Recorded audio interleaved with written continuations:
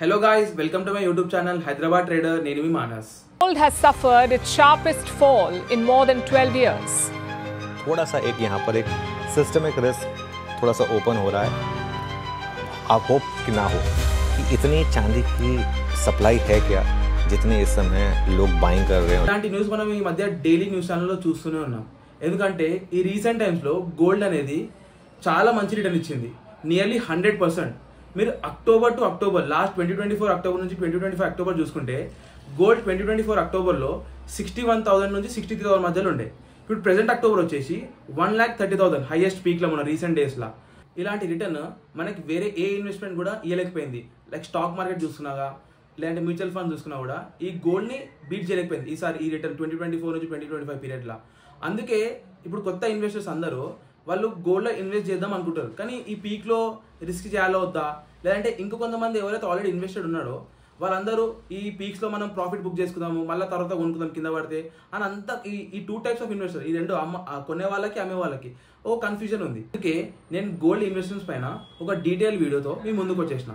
ఈ వీడియోలో మనము గోల్డ్లో ఎందుకు ఇన్వెస్ట్ చేయాలా, గోల్డ్ పెరగడానికి పడడానికి కారణం ఏంది, మళ్ళీ ఈ లాస్ట్ 1 year లేదంటే 5 years నుంచి గోల్డ్లో ర్యాలీ రావడానికి కారణాలు ఏంది, మళ్ళీ 2026లో మన ఇన్వెస్ట్మెంట్ స్ట్రాటజీ ఎలా ఉండాలి. రీసెంట్ టైమ్స్లో గోల్డ్ బాగా పెరిగిందని మాట్లాడుకుంటున్నాం కదా, అసలు ఎంత పెరిగింది, అసలు ఆ రీజన్స్ ఎందుకు అంత పెరగడానికి, ఎప్పుడు లేని హిస్టరీలో ఫస్ట్ టైం ఒక ఇయర్లో ఇంత కారణం పెరగడానికి కారణాలు ఏంది మనము ఈ టాపిక్లో డిస్కస్ చేసుకుందాం. ఇప్పుడు మనం చూసుకున్నట్టయితే ఈ చార్ట్లో మనకి లాస్ట్ 1 year నుంచి అంటే అక్టోబర్ టు అక్టోబర్, ఇప్పుడు present October to October compare చేస్తే మనకి గోల్డ్ లాస్ట్ అక్టోబర్లో 73,000 ఉండే. ఇప్పుడు ఆ చూడు ఎగ్జాక్ట్ మనకి ఆల్ టైమ్ అయ్యి వచ్చేసి 1,30,000 దాకా వెళ్ళింది. అంటే ఆల్మోస్ట్ మనకి 80-85% ఒక్కటే ఇయర్లో రిటర్న్ వచ్చింది. మళ్ళీ ఈ ఫ్యాక్టర్స్ ఎందుకంటే మనకి 2024లో ఎలక్షన్స్ ఉండే, మనకి ఎలక్షన్స్ కానివ్వండి, అట్లనే యూఎస్లో టెక్ స్లో డౌన్ కానివ్వండి, ఇవన్నీ రీజన్స్ కొంచెం అన్సర్టనిటీ క్రియేట్ చేసిండే. అంటే మార్కెట్లో ఏమైనా అవుతుందా కాదా మళ్ళీ అని, ఒకవేళ మార్కెట్ సెంటిమెంట్ ఖరాబ్ అవుతుందేమో అని ఒక ఫియర్ వల్ల అందరు ఇంట్లో ఇన్వెస్ట్ చేసిండే. అదే కాకుండా జియో పొలిటికల్ టెన్షన్ కూడా యాడ్ అయినాయి కొన్ని మంత్స్ తర్వాత. ఇజ్రాయల్ ఇరాన్ వార్ కానివ్వండి, ఇండియా పాకిస్తాన్ వార్ కానివ్వండి, ఇట్లాంటి వల్ల మళ్ళీ సడన్గా మనకి ఈ రీసెంట్ ఏప్రిల్లో యూఎస్ టారిఫ్స్ కానీ గ్లోబల్ అన్సర్టనిటీస్ అన్ని క్రియేట్ అయినాయి. ఇవన్నిటి వల్ల మనకి గోల్డ్ అనేది కొంచెం ఇప్పుడు అందరు సేఫ్ ఇన్వెస్ట్మెంట్ చూస్తారు. ఇప్పుడు అవన్నీ అట్లాంటి అన్సర్టనిటీస్ వల్ల మార్కెట్లో ఇన్వెస్ట్ చేయకపోవడం వల్ల వేరే ఎక్కడ ఇన్వెస్ట్మెంట్స్ ఆపర్చునిటీ దొరకకుండా గోల్డ్ అనేది అప్పుడు సేఫ్ బెట్ అవుతుంది కాబట్టి అందరు గోల్డ్లో ఇన్వెస్ట్ చేయడానికి ఆసక్తి చూపెట్టిండే. అందుకే మనకి గోల్డ్లో ఇంత మంచి ర్యాలీ అనేది వచ్చింది. ఇప్పుడు ఇదే ర్యాలీ మనకి 2026లో కనబడతా అంటే ఇదే సినారియోస్ మనకి ఇప్పుడు ఈ వార్స్ కానివ్వండి, యూఎస్ ఇండియా టారిఫ్స్ కానివ్వండి, ఇవన్నీ మనకి 2026లో కంటిన్యూ అవుతాయంటే అది ఛాన్సెస్ అనేది చాలా తక్కువ ఉన్నాయి. ఇప్పుడు మనం చూస్తుంటే రీసెంట్గా యూఎస్ ఇంకా ఇండియా ట్రేడ్ డీల్స్ అవుతాయని ఛాన్సెస్ ఉన్నాయి, వార్స్ అన్ని కూడా ఆగిపోతున్నాయి. అంటే ఇట్లాంటి సినారియో మనకి 2026లో కనపడదని మనం ఎక్స్పెక్ట్ చేయవచ్చు.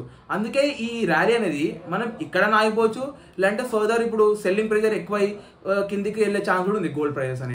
కానీ మీరు ఇప్పుడు గోల్డ్లో లాంగ్ టర్మ్ ఇన్వెస్ట్మెంట్స్ కూడా చూసినట్టయితే ఇప్పుడు మనకు ప్రైస్ ఎక్కడ ఉన్నా అంతా మనకు డిస్టర్బింగ్ అనిపించదు. ఇప్పుడు 1,30,000 ఉండని 1,20,000 ఉండని మనం లాంగ్ టర్మ్ హోల్డ్ చేస్తున్నాం కాబట్టి మనకు ఫ్యూచర్లో ఎలాంటి అయినా స్టేబుల్ ఒక ఇన్కమ్ అయితే మనకు వచ్చే ఛాన్స్ ఉంటుంది.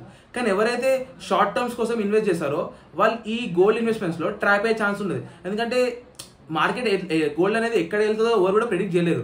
ఉట్టి ఒక అంచనా ఉంది అందరికి 1 lakh పోతుంది, 1 lakh పోతుంది అంటే 2 lakhs పోతుంది అని, కానీ ఎవరు కూడా అక్యురేట్గా ఎవరు చెప్పలేరు. ఎవరైతే అందుకే లాంగ్ టర్మ్స్ ఎవరైతే ఇన్వెస్ట్ చేస్తారో వాళ్ళకి సేఫ్ వాళ్ళు, కానీ ఎవరైతే ట్రేడ్ చేద్దాం అనుకుంటారో వాళ్ళు కొంచెం ట్రాప్ అయ్యే ఛాన్స్ ఉంటుంది ఇలా.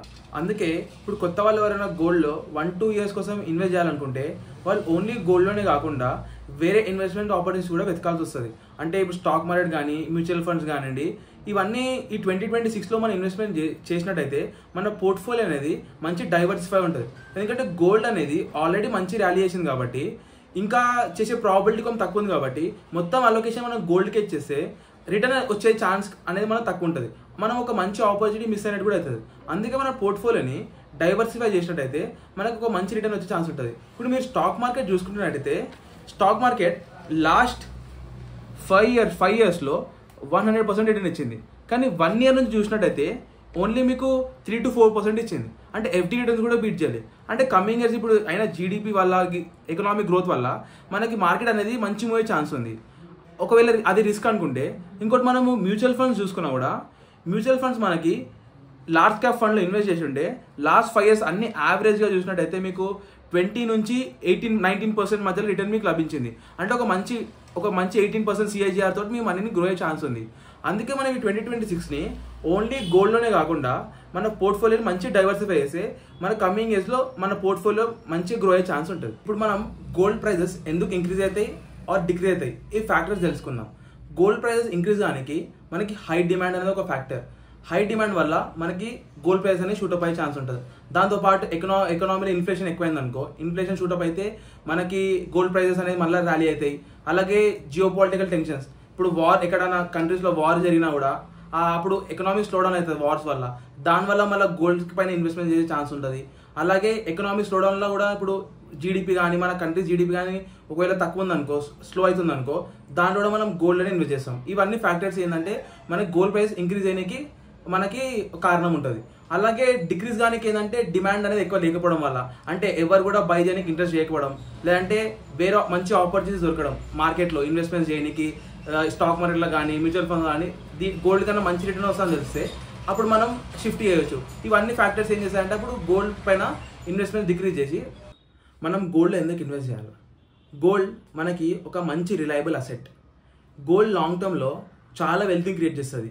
ఎందుకంటే గోల్డ్కి ఉన్న ప్రాపర్టీసే అది. గోల్డ్ అనేది స్టేబుల్ ఉంటుంది. FD రిటర్న్స్ కానీ మంచిగా స్టేబుల్ తోటి మార్కెట్ ఎట్లాంటి పర్ఫార్మ్ చేసినా కూడా ఒక స్టేబుల్ రిటర్న్ అనేది మనకు ప్రొవైడ్ చేసి ఉంటుంది. గోల్డ్ మనకి హెడ్జింగ్లో కూడా ఉపయోగం వస్తుంది. ఇప్పుడు మనం ఏదైనా ఇన్వెస్ట్మెంట్ చేస్తున్నా స్టాక్ మార్కెట్లో కానీ ఇక్కడ వేరే ఇన్వెస్ట్మెంట్స్ ఏమైనా చేసినా కూడా అవి మార్కెట్ కండిషన్ వల్ల పర్ఫామ్ చేయకున్నా కూడా గోల్డ్ మనకు ఒక స్టేబుల్ అండ్ మన డబ్బుల్ని సేవ్ ఉంచుతుంది. ఇంకోటి లాస్ట్ ఇంట్రెస్టింగ్ అది, గోల్డ్ అనేది మనకి ఒక లగ్జరీ ఐటమ్ లాగా ఇండియన్స్ అందరికీ. మీరు డేటా చూసుకుంటే వరల్డ్లో 11% ఆఫ్ ద గోల్డ్ మన ఇండియన్ ఉమెన్స్ దగ్గరనే ఉంది. అది US కన్నా ఇండియా కన్నా, అంటే US గవర్నమెంట్ హోల్డ్ చేసేదానికన్నా ఇండియన్ గవర్నమెంట్ హోల్డ్ చేసేదానికన్నా ఎక్కువ. అందుకే గోల్డ్ అనేది మనకు ఒక ప్రిఫరబుల్ ఆప్షన్. ఈ వీడియో మీరు ఇక్కడ చూసి ఇన్ఫర్మేటివ్ అనిపించినట్టయితే లైక్ చేయండి. మీ ఫ్రెండ్స్ అండ్ ఫ్యామిలీలో ఎవరైనా గోల్డ్లో కొత్తగా ఇన్వెస్ట్ చేద్దాం అనుకుంటే వాళ్ళకి ఈ వీడియో షేర్ చేయండి. మరిన్ని వీడియో కోసం నా ఛానల్ని సబ్స్క్రైబ్ చేయండి. నేను మీ హైదరాబాద్ ట్రేడర్ సైనింగ్ ఆఫ్.